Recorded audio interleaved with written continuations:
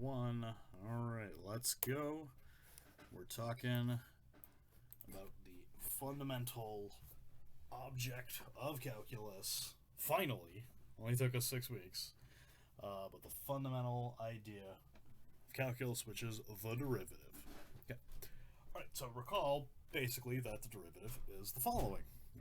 So, hey, it's this limit, as x goes to a, of this quantity right here. So again, this is representing, so if we let our minds flow back to our calculus days, this right here are what we call secant lines on the curve of f of x, and the limit is going to be obtaining the tangent line. So other interpretations of this, of course, is that this is an average rate of change, and then the limit is obtaining the instantaneous rate of change. And all that other good stuff you learn in calculus, sorry. But again, recall, our focus on all of this stuff is to go back to those calculus things and do them right. So our first goal is to recast this in terms of our new definition of limits, right? So remember, the way limits are now handled for us involves cluster points and epsilons and deltas and all that good stuff. So we are going to first get derivatives in terms of that, and part of that is going to have a little build-up where we prove something about cluster points that we didn't prove just yet, and then talk about the domain of our function, right? Because very similar to limits and continuity, there are some domain things need to be considered, and with derivatives, as we will see, derivatives really are a thing that takes place on a very specific domain, and we'll talk about that. All right. And then we'll wrap things up after we have sort of established how this limit's going to work and where this limit is going to take place, and then we'll go ahead and prove that differentiation works exactly the way you were told it works in calculus. Sums and scalars of derivatives behave the way you want them to. The product rule is still the product rule, and the chain rule is still the chain rule, but as we will see, this has a surprisingly interesting proof, whereas the proofs of these are essentially exactly what they showed you in calculus. Alright, cool. Alright, so that's plan of the work. Let's work the plan. Okay, so first things first, let's talk about a fact about cluster points that maybe you didn't notice, but your brain did. So if I have a subset of the real line and a cluster point for it, then the cluster point remains a cluster point for the set if we remove it from the set. Right. Now remember, cluster points don't necessarily belong to the set, so this is very possibly just the original set S, so there's no work to be done. But it's possible that our cluster points belong to our set. And we'll see in a moment that a set that we are very familiar with, in fact, every point of that set is a cluster point of the set itself. Ooh, very exciting. Okay. All right, so it turns out that we're going to make use of this today quite a bit, and that shouldn't be too shocking because if we think about limits, right, limits require cluster points. Now, the derivative really doesn't allow you to be defined at the point, right? This would be f of a minus f of a over a minus a, so not good. All right. Okay, but anyway, so this is a pretty straightforward proof. This is an absolute classic of just unravel definitions, and everything happens the way we want it to. So, given a delta, because we are a cluster point for S, that means we can find an element in S so that X is within delta of A, but not actually equal to it. Right? Again, remember that's what it meant to be a cluster point.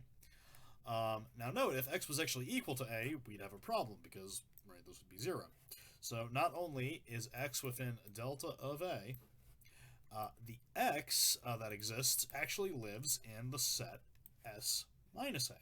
Right? It can't actually equal A, and so this still holds, but now X belongs to this set. So that means that for every delta, I can find an element of this set so that we are within delta of A. So it's got to be that we're actually a cluster point of this set. Cool. All right, so there we go. Another little quick fact about cluster points. And again, this is just purely unraveling of the definitions. Beautiful. Yeah, and again, this shouldn't be too shocking going into it, right? Because again, a cluster point is something that is arbitrarily close to the things in S. And so if I remove that thing itself, then yeah, we're still going to be a cluster point. There will be things close to it that aren't equal to it, so you can throw it out. Okay. Like I said, we will make use of this when it comes to setting up the derivative, because derivative is a limit, so we need a cluster point. And in the derivative, right, we got to be very careful to not divide by 0. Okay. All right. So that's the first part that we're addressing, right? We're taking a limit, so we got to talk cluster points. Now let's talk a domain. Okay. So it turns out that when it comes to derivatives, the domains that you work with, they need to be intervals. As we will see going forward, the big theorems that we would like to talk about with derivatives, there needs to be an interval. So the way we're going to approach this is with the idea of a non-degenerate interval, which is an interval that has at least 2 points. Now, when we normally think of intervals, we always imagine something that has at least 2 points. You think of, like, the interval 0, 1, or the ray 5 to infinity, or negative 13 negative infinity, or something like that. Note the formal definition of what an interval is, given any 2 points in the set, then the open interval connecting them remains in the set. Note that that is technically satisfied by the empty set, and it's also satisfied by any singleton. So technically, the empty set and any singleton is an interval, even though the empty set, maybe you don't think of it, but imagine the interval from 1 to 0, right? That's empty, nothing's in that set. And likewise, the closed interval from 1 to 1, well, it's a single element. So those sort of degenerate cases exist, and as we're going to see with derivatives and the theorems we want for derivatives, we're really going to want a interval that has at least 2 things in it. Okay, but like I said, when it comes to intervals, these are what we normally think of them, and this is precisely what we would normally think. Okay. And the great thing about non-degenerate intervals is that every element in the set is a cluster point for the set. Beautiful. Okay, so this is primarily one of the reasons why, because, all right, every point is a cluster point, so, right, we have access to limits on these sets, which is one reason why intervals are so foundational in a lot of calculus ideas. And as we'll see with derivatives, non-degenerate intervals are really the right place for all this to take place. This is the first thing telling us that, all right, this is a reasonable domain, everything's a cluster point, we want to take limits, we want derivatives to exist, right, we want to talk about given a function, we can create its derivative, and that's a function itself. Yada, yada, yada. All right, well, let's prove this. Okay. All right, so since we have a non-degenerate interval, it has 2 elements in it, so A is an I, and there's got to be something else that's not equal to A. All right, so, hey, we either have A is less than B or B is less than A. And something that we're going to be doing a lot of is the following little thing, which is, all right, well, things split into 2 cases, and we'll do one, and then note that the other one is just change the symbols, and the proof is the same. So we're gonna be doing that a lot. So if you don't like that, I'm sorry. Buckle up, it's gonna get worse. All right. Anyway, all right. So we got to prove now that A is a cluster point. Okay, so let delta be given.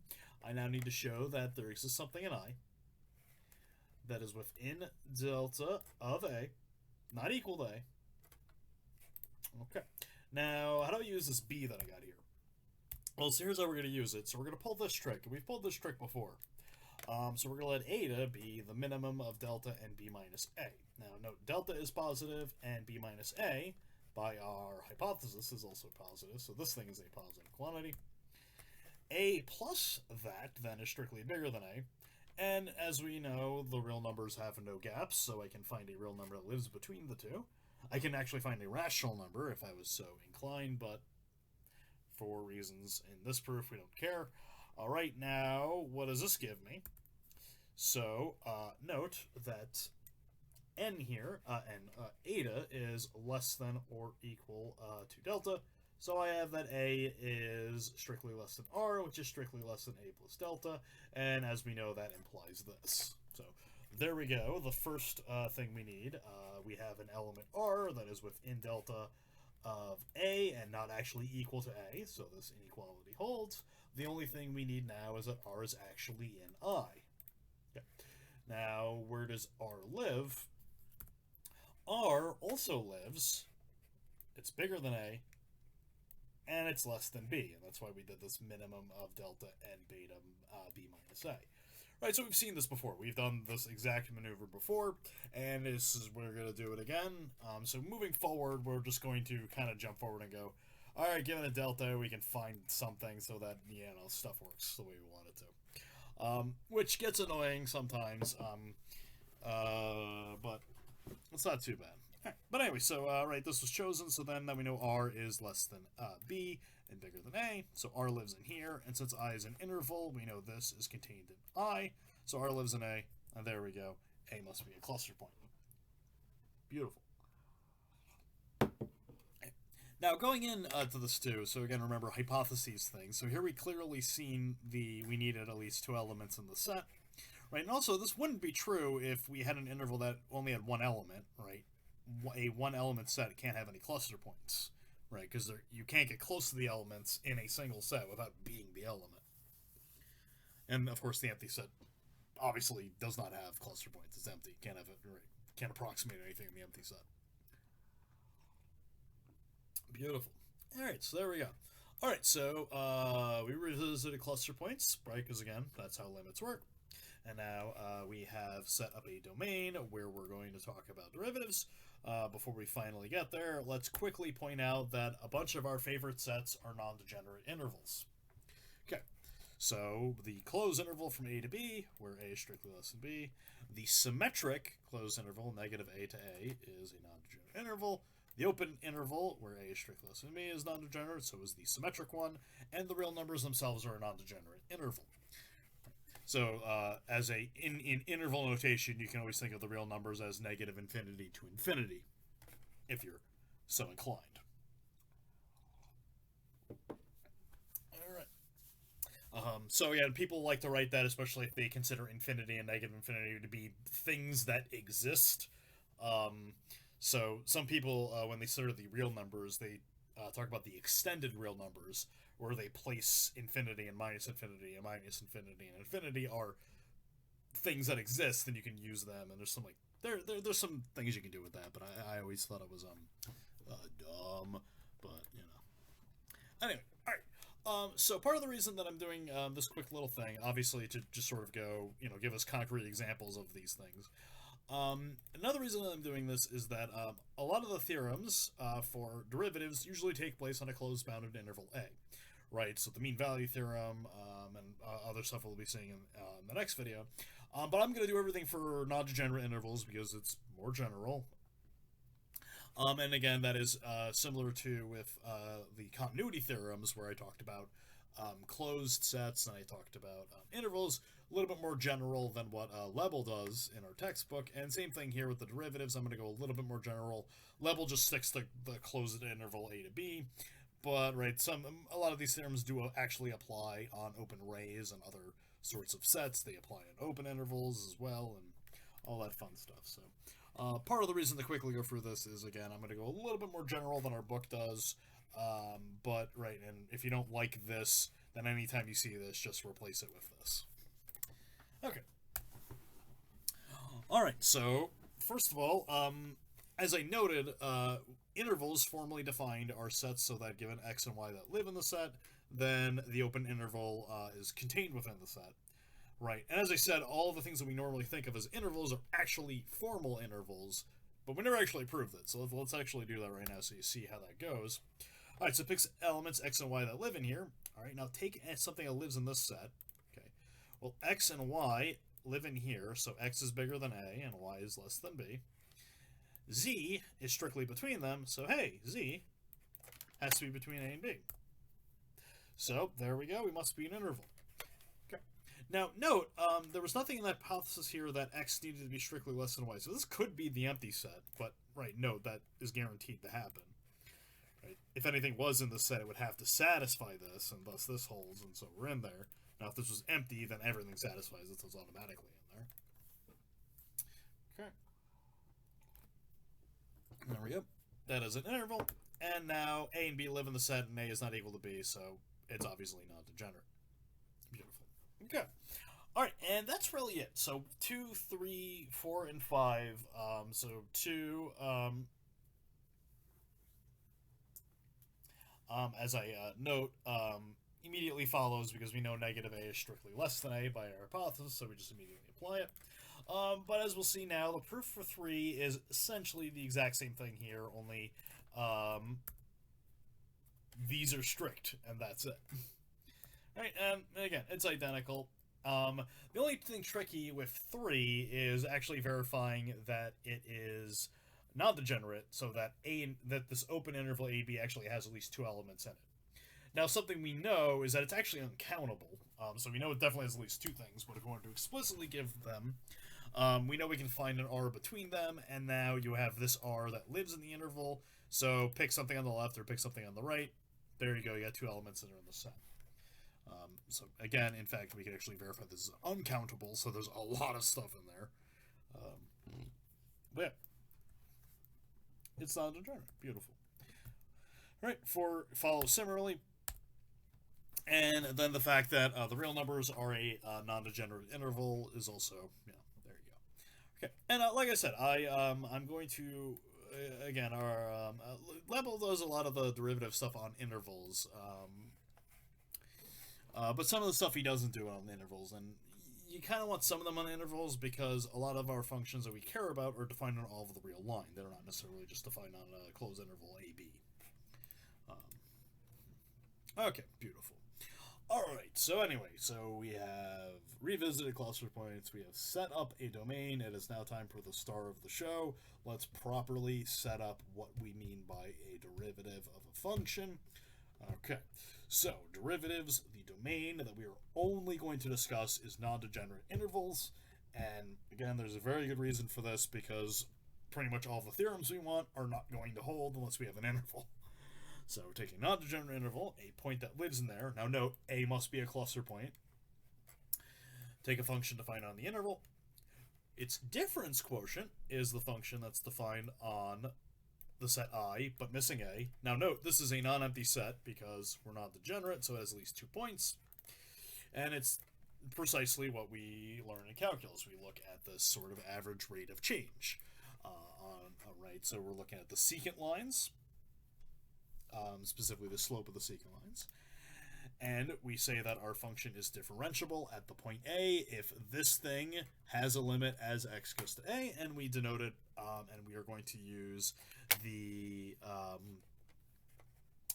I always call this the Newton notation, but it's not right. Newton used a dot for derivatives. Remember, this is what Laplace used. So we're going to use the somewhat inferior prime notation, the absolute Chad Leibniz notation, on the other hand, is much better, but for our purposes, this is fine. If we were doing differential equations, I would insist upon the Leibniz notation, but we'll use the prime notation. Okay. So, in other words, given a function defined on a non-degenerate interval and a point A, we know this is a limit point, and thus a cluster point, so it's a cluster point for this set, so we can talk about the limit of this thing. Okay. So, there we go. The derivative is still the derivative. It's still basically what we know it to be, but now there's a bit more formal machinery built into it. And similar to continuity, if you're differentiable at every point in your domain, the function itself is called differentiable. All right, so again, note, continuity is something that happens at a point, and then you could talk about a function being continuous everywhere. Similar with derivatives. Derivatives happen at a point, and then you could talk about your function being differentiable everywhere. Now, if something kicks into your brain and goes, oh, we talked about uniform continuity, can you talk about uniform differentiability? You can, but it's actually not as interesting as you want, and we're not going to. So, but if you're interested, look it up. It's actually a homework problem in Baby Rudin, which is Principles of Mathematical Analysis by Walter Rudin, a very famous analysis textbook. So, if you're interested. All right. Anyway, so here we go. Differentiability formally set up. So now, what do we want to do? We want to prove that all the stuff we learned in calculus about derivatives still carries over, and we've got it precisely stated. All the theorems are going to be beautiful and all that good stuff. Because, again, our goal is to go back through calculus and actually prove all of the claims are true. Part of that means we got to deal with banal minutia of domains and other sorts of stuff. But as we will now see, derivatives are still derivatives. They behave exactly as you think, and they got some little surprises for you that you may not have thought of. Okay, but first, let's prove, using this new setup, some of the basic things. First of all, if I have a constant function, its derivative is 0. The identity function is differentiable, and its derivative is 1. And x squared's derivative is still what you think it should be. It's 2x. All right. And so the power rule is still good. X to the n's derivative is still nx to the n minus 1. We're not actually going to... We're not going to explicitly prove that, but based off of the product rule and this fact right here, you can establish it. Anyway, so let's prove some basic stuff. So here we go, some straightforward things. And again, the proofs here are essentially what we saw in calculus, because you just look at your difference quotient. This function's identically 0. Okay, so at a, the limit has to exist and equal 0. That's it. Difference quotient is constant. It's equal to 1. That's it. There you go. Right, so the derivative of a constant function is still what you want. The derivative of the identity is still what you want. Right, because in both cases, the difference quotient is always constant. Right, and if you think about the graphs of those things, a constant function is a flat line. Those slopes are all equal to 0. F of x is equal to x. Slopes are all equal to 1. There you go. Beautiful. All right, now the only thing next that's going to get a little bit more interesting is the derivative of x squared. Note, the difference quotient is this function right here, x plus a. So here we go. We finally see something a little bit more different. Okay. So note, I'm not writing limit out in front, of course, because, right, we don't know that limit exists. We're trying to prove it exists. The difference quotient is this function. Now, note, the difference quotient is defined on the interval missing a, so the cancellation of x minus a is actually valid. So again, remember in calculus, we're a little fast and loose with domains. We kind of don't care at all about domains. A little bit. There's the occasional moment of like, well, you know, this expression right here is only true right when x is not equal to a. Because again, this thing on the right is actually defined at a. It's equal to 2a. But this thing on the left is not defined at a. So when we say equality here, right, the difference quotient, remember, it's only defined when x is not equal to I. But limits don't care, because this function, as you take the limit as x goes to a, is what you think it should be. It's 2a. Right? Because again, when you're taking the limit, x is getting close to a, but never actually equaling it. And again, we said all of that, but cluster points and all that, right, all of that crap was done so that our usual calculus intuition can just apply. And here we see it just applies, and life is good. And there we go. X squared is still differentiable, and its derivative is still 2a. Nothing changed.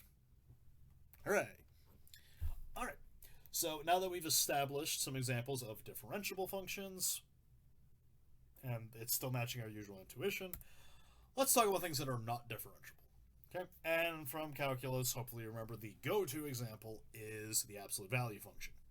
Okay, so specifically, here I have it set up 3 ways. So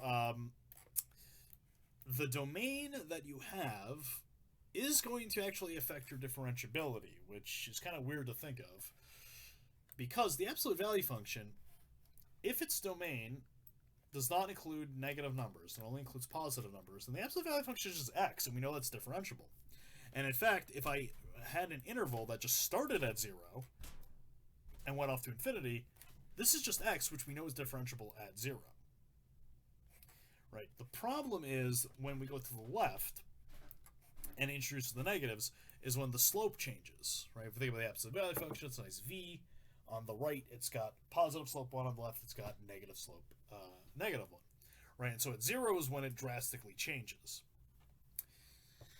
Okay, so if you have an interval that has 0 inside of it, so for example, negative a to a, or negative a, like this, or just all of the real numbers, all of these, it fails to be differentiable. So right, in fact, any interval that contains 0 and has something on the left of it and something to the right of it, then the absolute value function is not differentiable at 0. But it can be made differentiable if the domain is messed with. right? If the domain basically allows the quick change of slope to not happen. All right. Okay. All right. So we're not going to prove all three of these because all three proofs are essentially the same. We'll just prove one and note that similar proofs will apply for the others. Okay. So suppose that f actually was differentiable at 0. Okay. So let L be the derivative of it. Let phi be the difference quotient. All right. Well, okay. Now formally write it out. Okay. The difference quotient has a limit as x goes to a. So that means that I can find a delta. So the difference quotient in L, right, gets within 1, and that's good for all x in the set, so that x is within delta of 0, but never actually equal to that.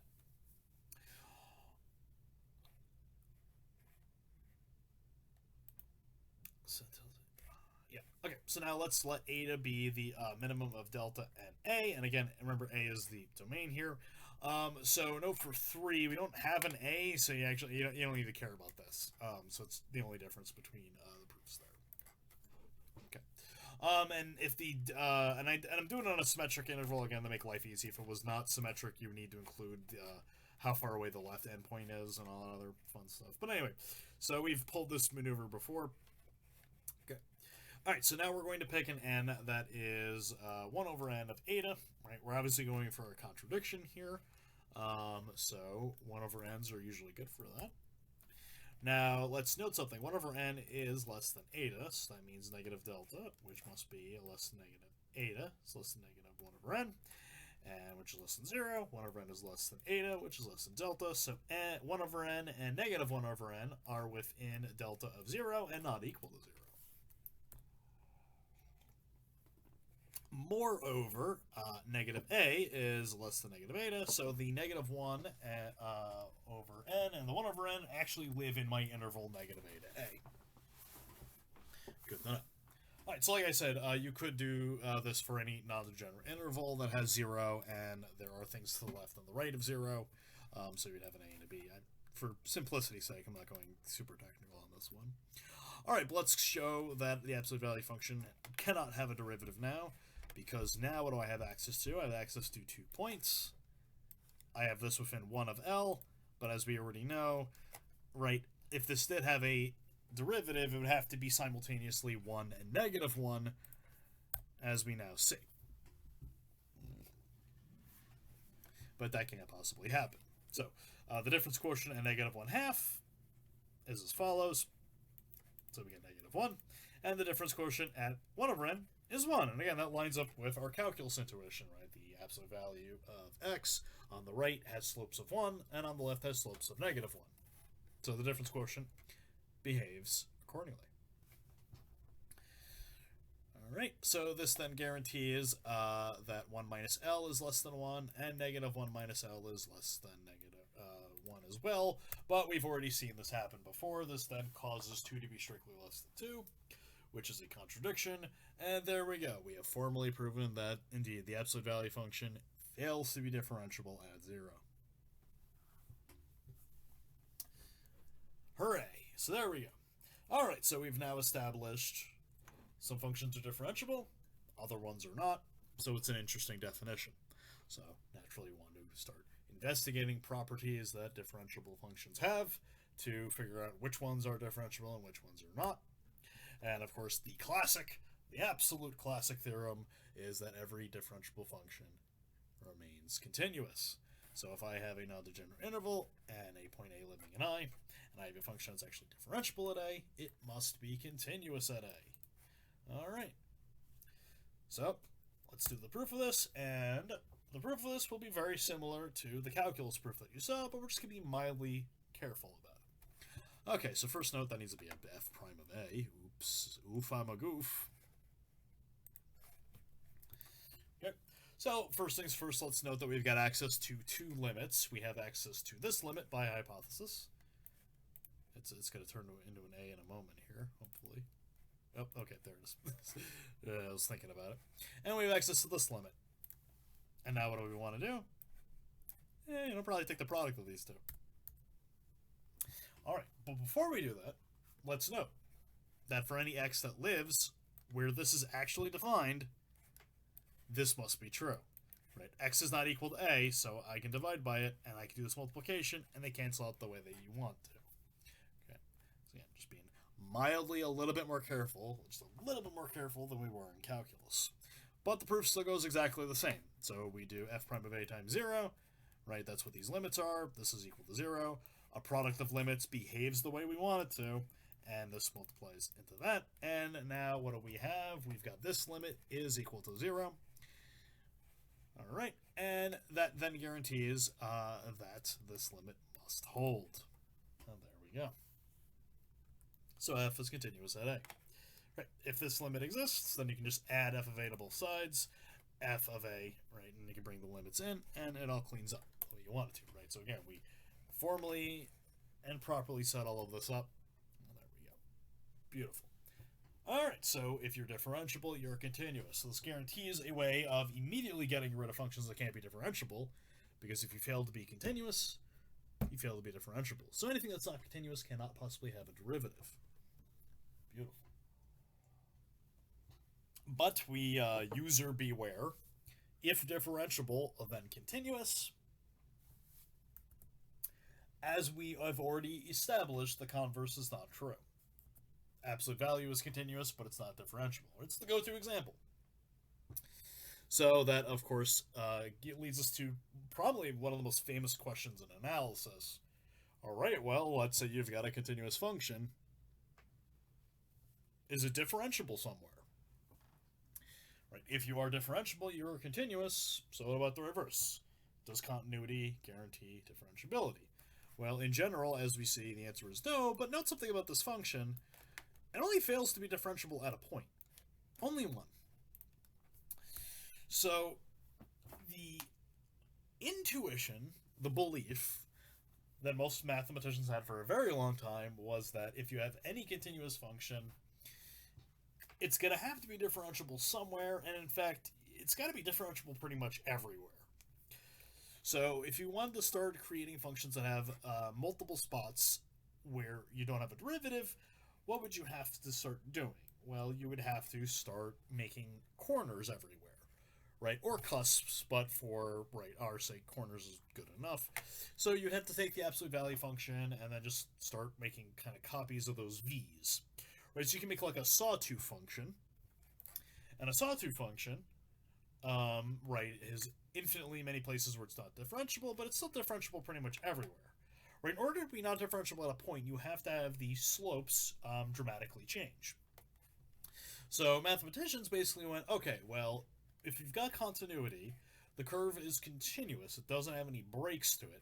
Now, it can be very jagged, but in order for it to be jagged, right, if you think about a corner, there needs to be things nearby where the curve is a nice little straight, right? There's a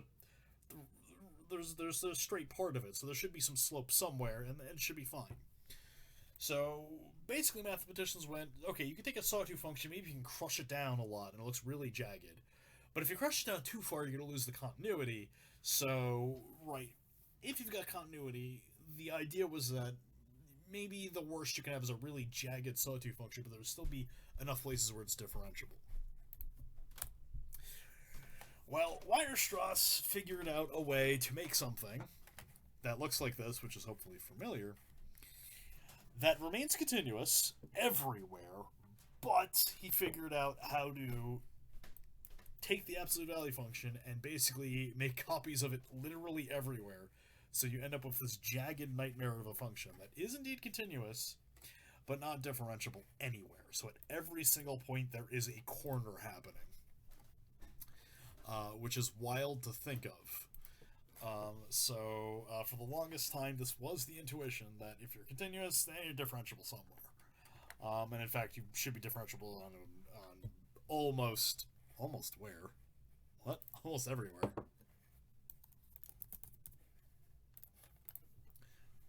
Anyway, almost where? I don't know. All right. So, but it turns out it is not true. Continuity does not tell you anything about differentiability. Differentiability tells us continuity, but the reverse doesn't work. Which means that continuous functions, on their own, exist separately from calculus in a way, right? Because calculus, again, is derivatives and integrals and things like that. As we will see, every continuous function actually is integrable, which is quite interesting. So you can kind of go... So continuous functions then kind of end up being a thing that can be studied in their own right, separate from all of the calculus ideas, which I'm a big fan of doing. All of my research in math is usually devoted to continuous functions, but not differentiable. All right, cool. All right, so we're not going to go through the details of how you actually create this function. It's super technical and involves a couple of techniques that we don't have access to yet, but if you're interested, these are usually referred to as Weierstrass functions, and yes, there is more than one of them. And so before moving on, here's an even more nightmarish thing. Let's say I randomly picked a continuous function. Let's say I go to the set of all continuous functions for the real numbers to the real numbers, and I randomly pick one. Is it differentiable somewhere? So the answer to that is no. So it turns out you can prove, in some sense, that continuous functions are not differentiable anywhere, in general. So the ones that we're always focused on from calculus, which are the differentiable ones, are actually kind of just the special cases. In the same way, very similar to how in the real numbers, we like the rational numbers, but if I randomly pick a real number, it's most likely not it is almost surely not rational.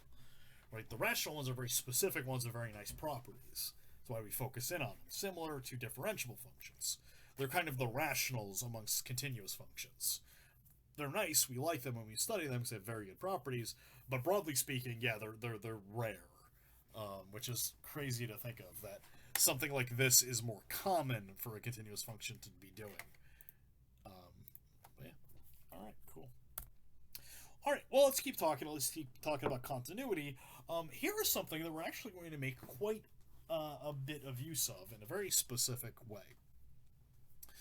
So if I have a non-degenerate interval, I have a point A, I have a function that's differentiable at A, I can create the following function. The function that is the difference quotient on I minus A. But then at A, I stick in the derivative. This is a function that must be continuous at A. And it's super easy to see why. Take the difference quotient. By construction, our function lines up with the difference quotient everywhere except at A. Our function f is actually defined at A, but everywhere else it's the difference quotient. And since the limits of the difference quotient is f prime of A, the limit of this function and the difference quotient must be the same, because again, this limit is only happening on I minus A. And they're the same function there. But this limit exists, it's equal to that, and that's precisely what f of A is. So, ooh, hello. There we go, f must be continuous. Now note, A is a cluster point of I, so that is a valid way of demonstrating continuity. Cool. And this is actually a broader technique that we didn't quite talk about when we were talking continuous functions. If you have a function that has a limit at a point, and it's not defined, you can add that point in and you get a function that's continuous at that point. And that gets into an idea of things like, which are called removable discontinuities, which, as you remember, hopefully from calculus, is the thing you talk about. And you can make that stuff precise in analysis, but we're not really going to use it outside of this, so I saved it to just point it out right now. So this is a specific example of a technique that's a bit more broad, talking about removable discontinuities and how you can sort of put something in there and get continuity. And we are going to make use of this in a very clever way when we get to the chain rule. But anyway. Alright, so neat little technique, and again we see differentiability telling us continuity, but again the reverse is not true. Continuity does not ever tell us about differentiability, except in certain scenarios. But anyway, so now that we've formally set up derivatives, we have proven a couple of basic things about them. We've got examples of differentiable functions. I meant to say differentiable before. Alright, let's actually go and prove that. Okay, in calculus, we spent like a month talking about derivative rules. So given functions that are differentiable, here are things that you can always do. So let's prove that differentiability behaves the way that we learned in calculus. So first things first, differentiation is linear, meaning that if I have two functions that are differentiable, scaling and adding them remains differentiable. And in fact, the derivative is precisely what you expect it to be. The sum of the derivative is the derivative of the sums. The derivative of a scaled function is a scaled derivative. Okay. And the proof of this is exactly how it was in calculus. Only we're just not writing limit out in front. It's the only difference. Right? Look at the difference quotient. It pulls apart like this. We know the limit of this exists. We know the limit of that exists. So the limit of the scale and summed quantities must also exist. And so we get that alpha f plus beta g is differentiable, and its derivative is what it should be. No surprises. And the proof, this is exactly what we did in calculus when we said why this works. We're just not writing limits out in front because we're being precise about things. Right?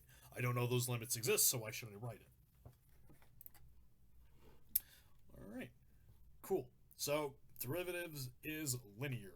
The derivative of a scale and a sum is exactly what you want it to be. And following along that path, let's now get to what is probably one of the most famous of the rules, the product rule.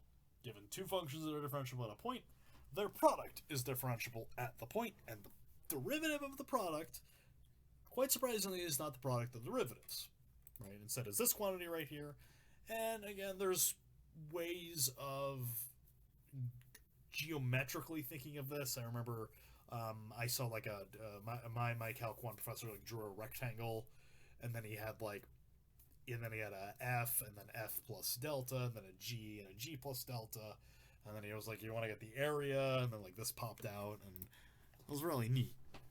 But for a proof, of course, it's not valid, but for us, we can pretty easily prove it. Because again, just go to the difference quotient. So again, this is defined everywhere except when x is equal to a.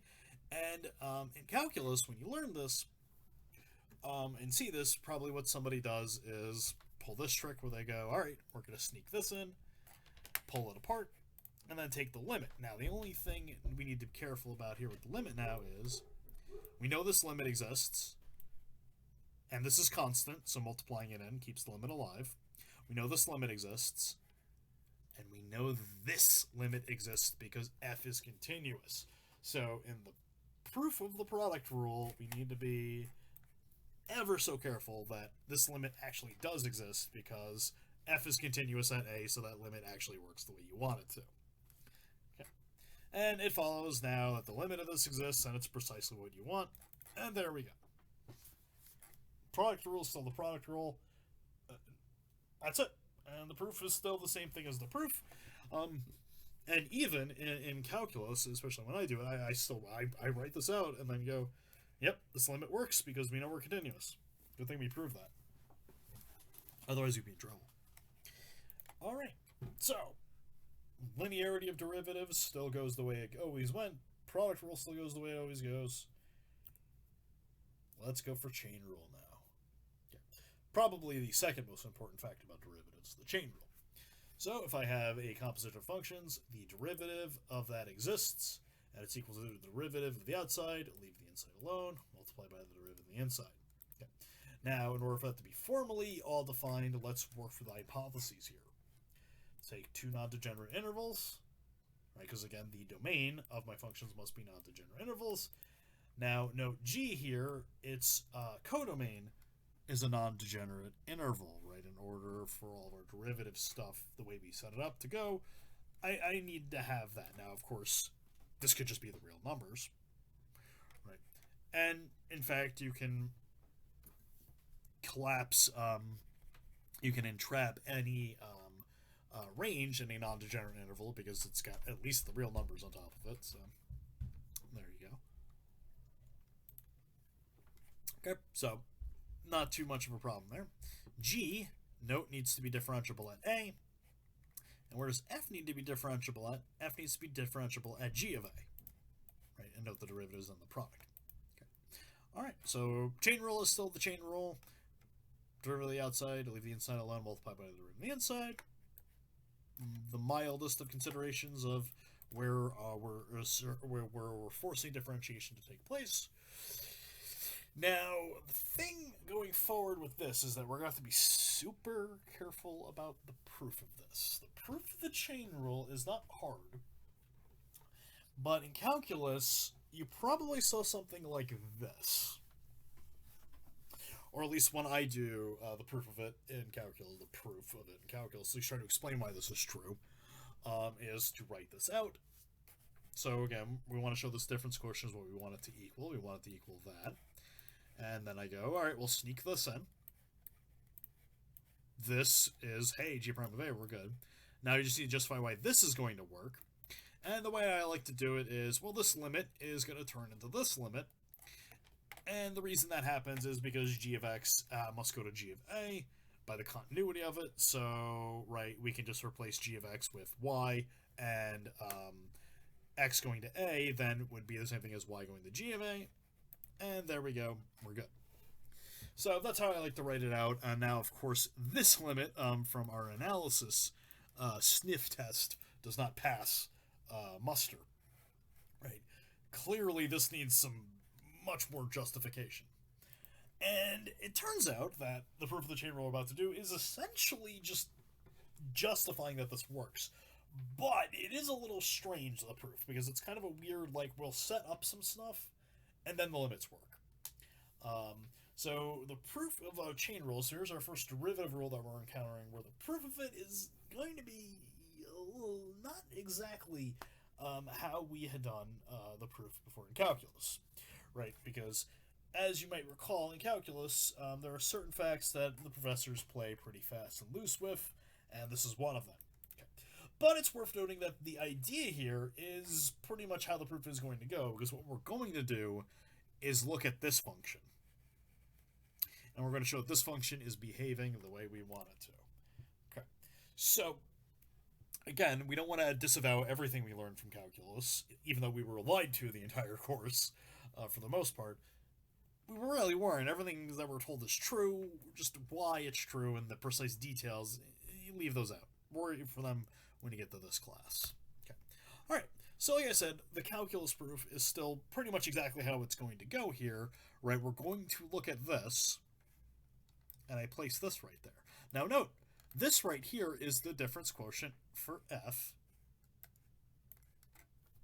right, with respect to g of a. So this thing, by its construction, we know is nice and continuous at g of a.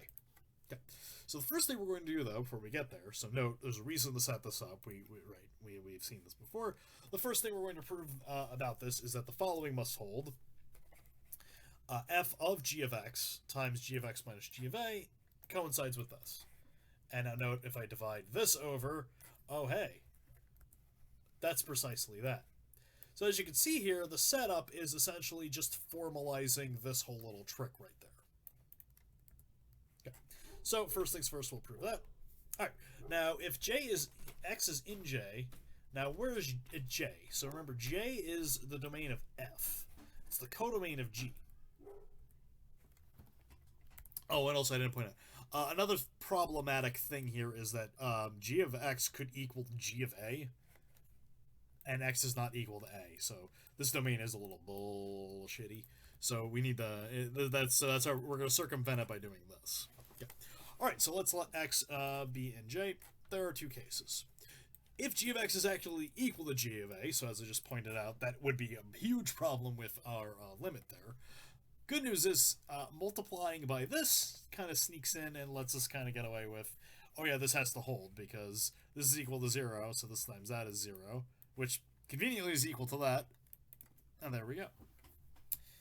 Now, of course, when g of x is not equal to g of a, well, then we know that f of g of x, because g of x is not equal to g of a, g of x lives in J, because that is the codomain for G, by the way. Sorry for all the slide flying around. All right, f of g of x then is equal to this. This is not equal to that, so these cancel, and we get that, and there we go. So, note what we did here. We are circumventing the problematic g of x minus g of a by setting up this auxiliary function and basically allowing us to talk about the quotient, but writing it as a product, so we're never actually dividing by 0. And that's a neat little trick. All right. And good news, we're basically done now, because, as I already noted, by construction, our function capital F is continuous at g of a. Little g is differentiable at a, so it's continuous at a, so that means the composition of f and g is continuous at a. Okay. Now, capital F of g of a is equal to f prime of g of a. So that means the limit as x goes to a of this function is equal to that. This is the limit of this. We know that the product of limits behaves the way you want it to, and hey, we have already proven this is equal to precisely what we want it to equal, and there we go. The chain rule has been proven, and I don't have my little box at the end for some reason. And there we go. Chain rule proven. Beautiful. All right. Okay, so there we go. Right. So like I said, the proof of the chain rule is more or less how we get it justified to us in calculus. You just need to be a little bit careful. Just a little bit careful. Right, but again, note that we weren't lied to in calculus. The way the proof really works is essentially what they said. Just need to point out a couple of little banal minutiae, a little pedantic-ery needs to be there. But anyway, beautiful. Okay. Hooray. We've now formally set up the derivative. We've now proven some basic stuff about it. Next time, let's talk about some things we can do with the derivative. Specifically, some of the other stuff we know about derivatives, such as the derivative equaling 0 means you're constant, the derivative being positive means you're increasing. Derivatives allow us to isolate minimums and maximums. Ooh. The derivatives allow us to approximate functions, usually polynomials. Whoa! All that fun stuff. So that's what we'll talk about next time.